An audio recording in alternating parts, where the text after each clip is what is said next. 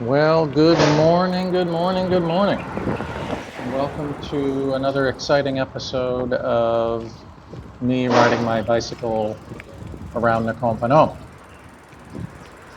My name is Thomas and I live in Nakhon Phanom, Thailand. I've been here for about, I don't know, 6 weeks or so. And I am learning my way around and learning how to navigate the area, learning how to drive, learning how to eat Thai food, learning how to do all kinds of stuff here.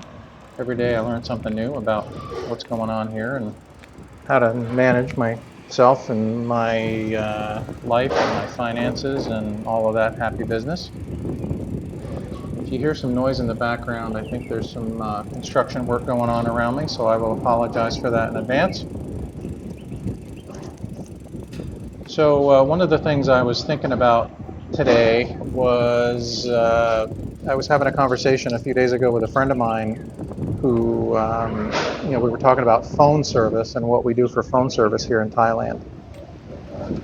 And he happened to mention a problem that he had with his phone that I just happened to know the answer to because I had experienced it myself. So I wanted to share some of that, some of my experiences with Google Voice.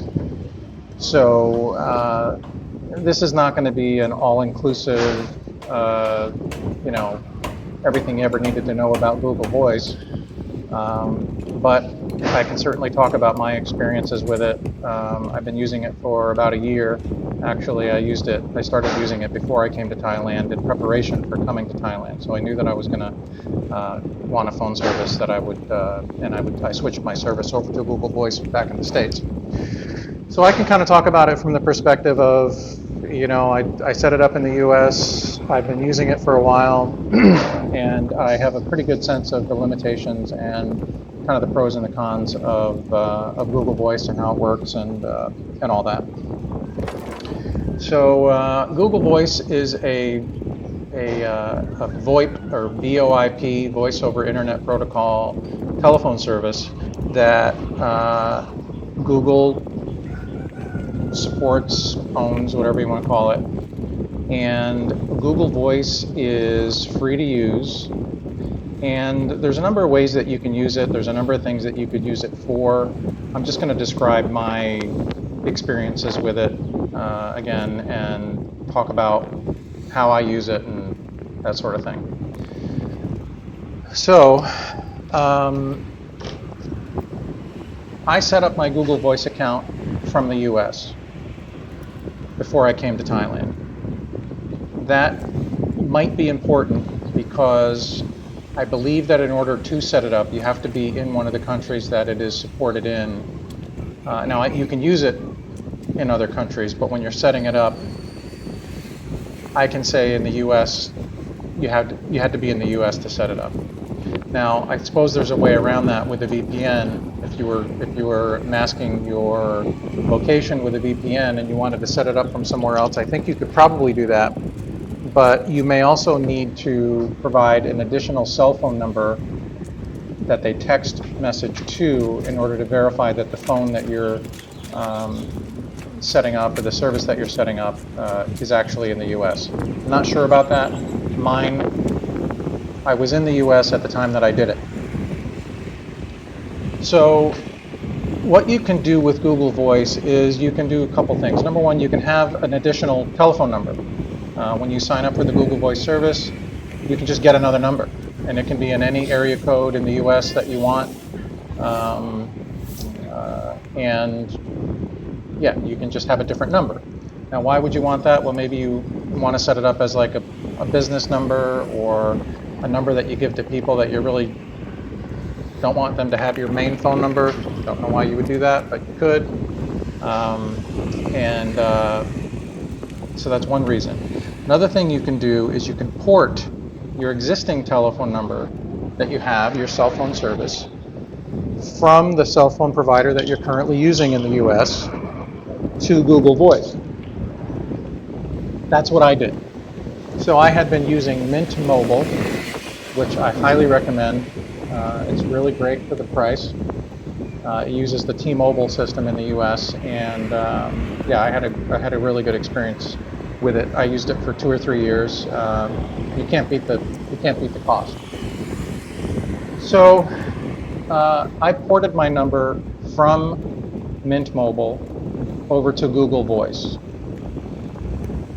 And I did that because I wanted to keep the number that I had, and I wanted to use that number as my primary number after I left the US and moved to Thailand. The thing about the Google Voice that you need to remember is that it is an internet, it's essentially an internet phone. So it doesn't use your phone system to make a phone call. It uses your data system on your phone to make a phone call. And the beautiful thing about that, and one of the reasons why it is so valuable and so good, I think, is because you can set it up on your computer, you can set it up on your tablet, you can set it up on your phone, you can set it up on a second phone, you can set it up on a third phone, and when somebody calls you, all of those devices could ring. You could be sitting in front of your computer and answer a call on the computer. Same with the tablet, same with the phones, etc. You don't have to do that, but you could. You could set it up on multiple devices if you want to. It's not locked to your physical phone device. It is an app that runs on your phone. And when that app is running, your phone would ring at the number that at your phone number. Same with text messages. Text messages come in through the app, not through the phone's native SMS text message system. So one of the things that you do have to remember about Google Voice is, and there's a couple ways you could set this up. The way that I use it is completely decoupled from my phone. I don't use the native dialer to dial a Google Voice from my Google Voice account, and I don't use the native SMS text message app on the phone. I use the Google Voice app to send text messages, and I use the Google Voice app to send and receive or make and receive phone calls. There is a way that you could set up your phone, if you were in the US, to use your native dialer and your native text message app on your phone by linking your Google Voice account to your phone. And this was the issue that my friend here was having. He kept getting, every time he tried to make a phone call, he would get a message on the Google Voice app that said that he had to link his Google Voice account to the local phone number, of the SIM card that he was using in the phone. Well, here in Thailand is not supported as one of the, you can't have a Thai number and link that to your Google Voice account. You have to have I know an American one works, I suppose others do as well. So what you have to do is you have to go into the settings of Google Voice in that case and change the setting where it asks you how you prefer to make and receive phone calls. And one of the options is using the data cellular provider. The other section says Wi-Fi or data. You want to select that. It's not the default. You have to change this setting. Once you do that, you will be able to make and receive phone calls using the Google Voice app and send text messages from the Google Voice app without any notices or notifications or error messages from the app about linking to your phone number. If you're in Thailand and you have a Thai SIM card, you cannot link Google Voice to the number. It won't work. You have to use data. You have to change that setting. And I'm going to look at my phone right now and tell you where that setting is. If you open up the Google Voice app and you click on the three little lines at the top left, that then will take you to the settings. Click on Settings. There is a section called Calls. And when you click on the section called Calls, there's a section called Making and Receiving Calls. You click on that, and there's a couple of radio buttons. One says Prefer Wi-Fi and Mobile Data, and the other says Use Carrier Only. You want it to be for Wi-Fi and data. And what that means is that if your phone has a data connection through Wi-Fi or through the cellular data, your phone app will work. Make and receive calls and text messages. So that's how that works. Now, I know that there are a couple of reasons and issues why people might not like Google Voice. To me, these issues are minor, and because I've had my phone number for 20 years and everybody knows my number, I wasn't going to change my number. So I wanted to keep the number, so I was willing to deal with these issues. One of them is you get a lot of two-factor authentication. You go to a website, you log into your bank account, it wants to send you a two-factor authentication text message to your phone. I have a number of bank accounts in the US. I don't have a problem, but I know that some people do, particularly with government agencies. Like if you're dealing with Social Security or you're dealing with the IRS, the government systems that send an SMS message, they don't work with VoIP services, and so the text message won't come through. And if you try to do it, it may either just try and fail, or you might get a message that says we can't send a message to that number because it's a VoIP number. That is a problem with any VoIP system. So that's a problem. Now, I don't have that issue. I'm not dealing with any issues like that. All of my banks and everything, I've never had a problem getting two-factor authentication requests. But I know from talking with other people and with watching videos and stuff about it, I know that people have that problem. The way to work around that, if you can, is I happen to come from the computer industry, and I worked in security for 23 years, and I understand a lot about that sort of thing. And I can tell you that in the industry of security related to networks and two-factor authentication, SMS two-factor authentication is not secure. It has been proven time and time again that it is insecure because it can be compromised. And that was a cool bike that I saw. I don't know what this is, but it just caught my eye when I was driving past it. And so yeah, we're going to take a look at that. The guy's name is the Rangster. All right. Anyway, two-factor authentication through SMS is not secure. I don't know why banks insist on using it. Who knows? But so if you have the option to use an authenticator rather than two-factor authentication, if you can use an authenticator app to do your two-factor authentications, then you should do that. And Google has an authenticator app. Microsoft has an authenticator app. There might be others. Those are the two that I use. And when you set one of these authenticator apps up, basically what happens is instead of the two-factor message coming to your phone as a text message, the two-factor, you open up the authenticator app, and there's a number in the app that you provide back to the system that you're trying to log into. So it sort of works in the reverse direction. And so you're providing a number to the system rather than the system providing the number to you. And you can authenticate that way. So it's just a better way to do it if it's an option. Not every bank does it. Some of mine don't. But if you really care about security, then you might want to use authenticator apps rather than SMS for two-factor authentication. Another problem that people have is the fact that they have to use the Google Voice app itself. The Google Voice app itself was probably designed 10 years ago. It probably hasn't been updated in 10 years. It is supported by supported by Google to the extent that it's still a service that runs and you can still get it and use it. But it is not, it hasn't kept pace with some of the features that other phone systems have adopted.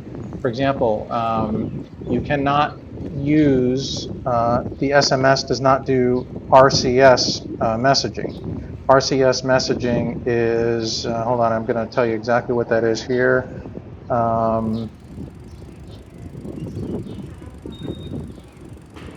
Rich communication services. It's more secure and offers a more dynamic SMS experience. If you've ever been chatting with somebody over SMS or text messages and you can see the little dots when they're typing so you know they're typing, that's RCS. You can send videos and things through RCS as well. And there's probably a whole lot more to it, including encryption. But Google Voice does not support that.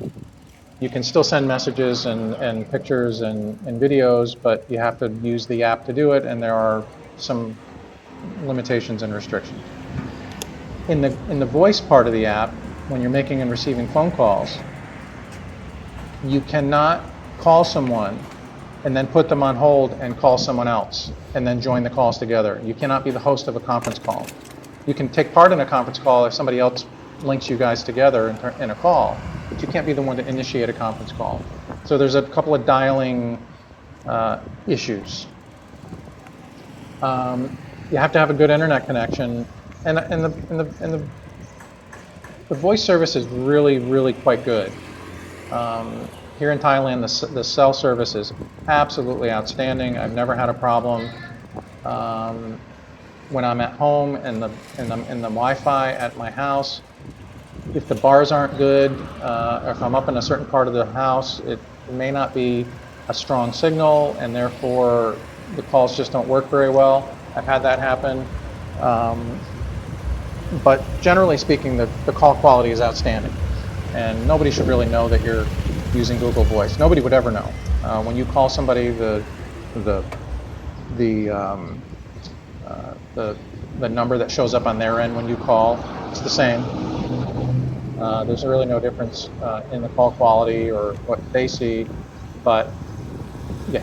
So that's a negative. Another negative might be that you kind of have to be willing to let go of the native dialer and the native SMS app in your phone. You have to be willing and able to contemplate and understand logically that there is a different app now to make calls and to send text messages. Some people just can't get over that. Don't want to get over that.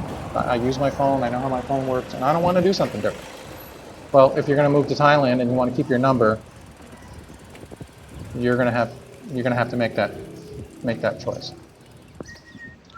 All right. What else? I mentioned it was free. I mentioned if you port over while you're in the U.S. before you come to wherever you're going, it takes a couple of days, 48 hours or so, for the port to occur. So you should be prepared once you want to port over at a time when you know that you could potentially be without your phone number for a couple of days. It's a weird sensation, but and then after your number ports over, your history, unfortunately, your history of your dialing history and your text message history will not be in Google Voice. It doesn't translate or transfer any of your call history or your text messages. You're starting kind of from scratch in that department. All right. Well, so I guess that's about it with Google Voice. It's free and it works great if you're willing to suffer through a few of the minor inconveniences of it. It's well worth it. And like I said, I had a phone number for 20 some odd years, and I was not willing to give up the phone number just because I was moving. So there's definitely there was good reasons for me to keep it and use the Google Voice, because I also didn't want to pay for anything. There's other VoIP services that you can use, but I think Google Voice is probably the best one, and they're all going to have the similar. I think they're all going to have the same type of problems that Google Voice has anyway. So, all right, well, that's Google Voice. You can see I was talking the other day about the tour buses. Here's a bunch of tour buses right now. These are these massive double-decker buses that come and bring people to that Naga statue here in Nakhon Phanom. Those buses are here just about every day. And you'll notice in this video that I kind of was cruising around a little bit on side streets and streets that run parallel to this main river road here. There's not a whole lot to see once you leave this road. Obviously a lot of businesses, a lot of soup shops and noodle shops and restaurants and hotels and stuff, but it's not as viewer friendly as the area along the Riverside here.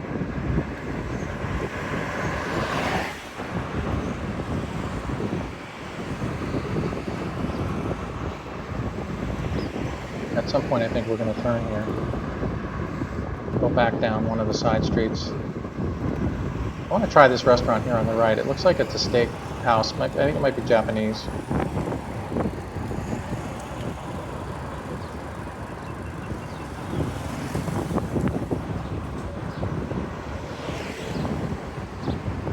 There's a Lotus. If anybody can explain why they changed their name to a word that isn't really a word, that would really be interesting to know. Yeah, we're going to turn here.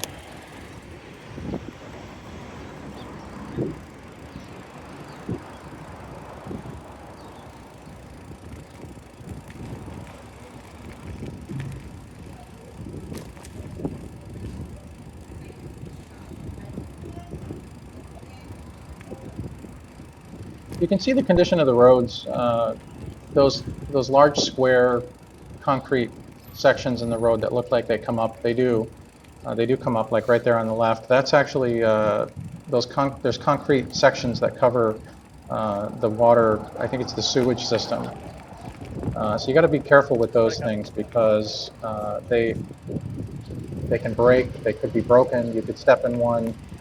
You could step on it and it breaks. So you tend to try to stay away from those sort of things.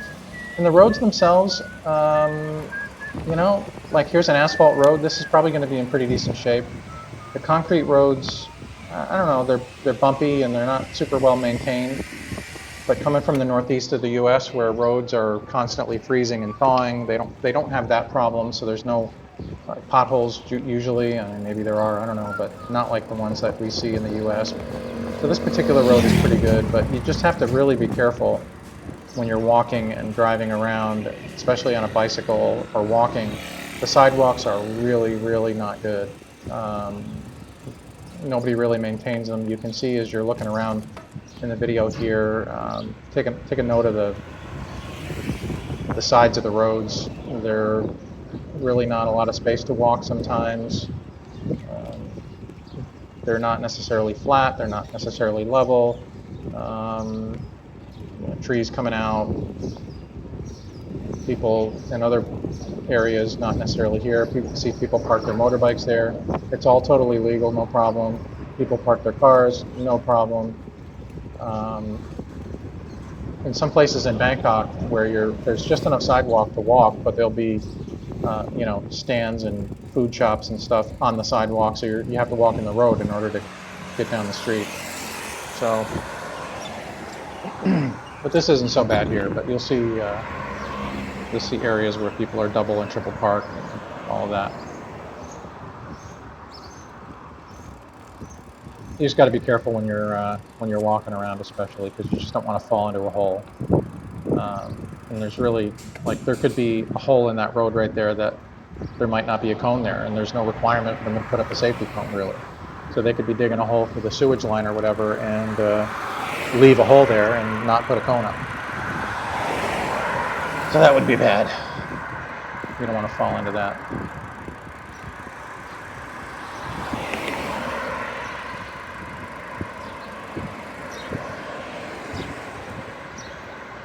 My uncle was asking me the other day what kind of cars they have here, and I was thinking about that while I was driving around today.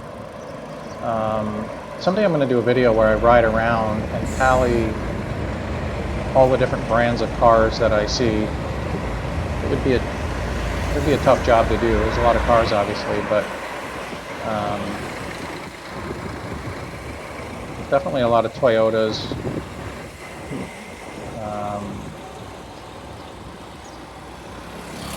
Mazda, Ford, some Hyundai, a lot of Mitsubishi, old Toyota trucks.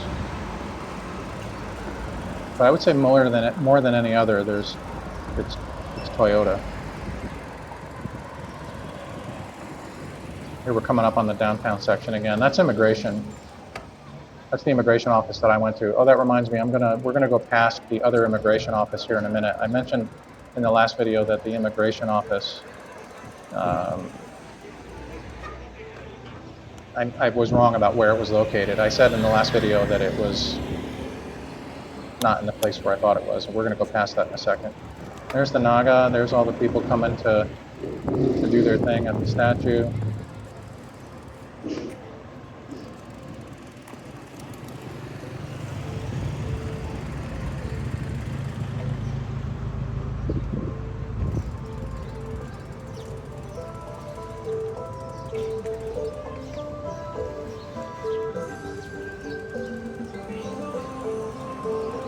People can buy flowers there to present to the gods or whatever. You can see there's the water coming out of that thing.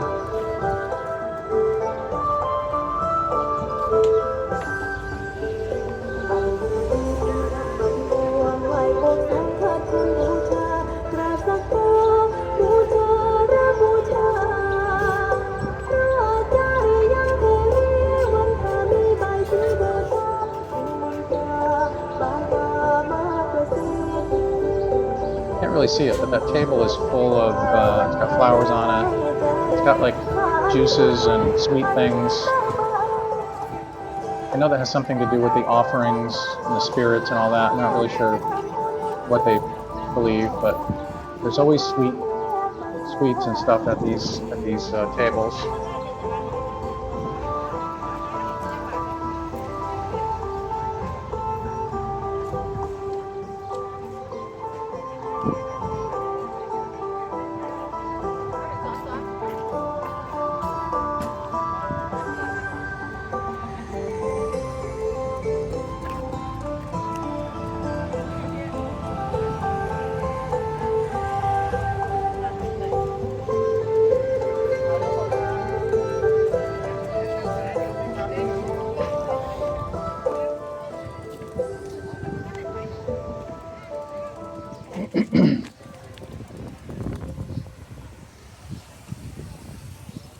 So this was filmed at about, I don't know, 8:30, 9 o'clock this morning. There's quite a few people around, but later in the evening, this will be mobbed after sunset.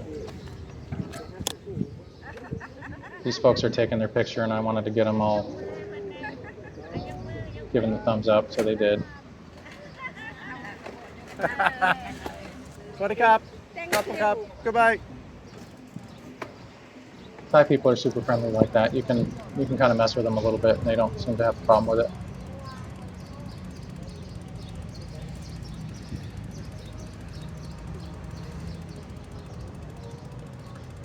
So there's some boats you see docked there, but then there's also some boats coming over from Laos, and that was kind of what I discovered today, or realized for the first time, was I mentioned in the last video that there's a Lao immigration, and there's an immigration office that the rest of us go to, and it didn't occur to me at the time, up until this morning while I was riding around, why there would need to be a Lao immigration office, but the answer has to do with these boats. So the boats bring people over from Laos, day workers, I suppose. I'm not really sure why they come over on the boat. I presume it's because they're like day workers.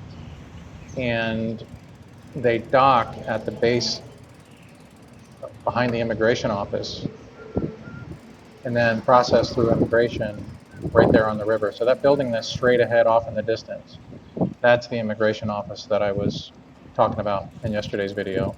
That's where those boats that are coming across the river are going to dock, and I think we'll see it in the video, but there's a dock at the bottom of the base of the right at the edge of the river where those boats will dock and people will get off, and then those people will make entry into immigration right from the boat. So that's the part of that I didn't understand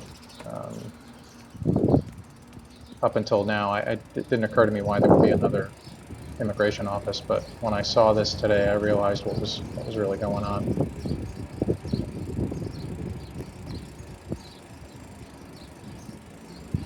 So that's Laos immigration for those people who are going to be getting off the boat, and then when they get off the boat, they process through, and then they end up out on the street. So I stop here in a minute and take a look at the boat and the dock.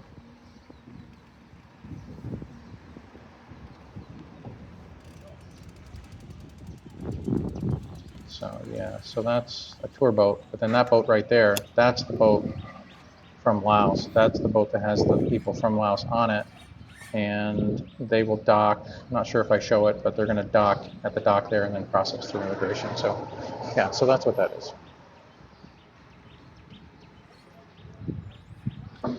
I'm going to shut up now and play some music and make my way to the coffee shop.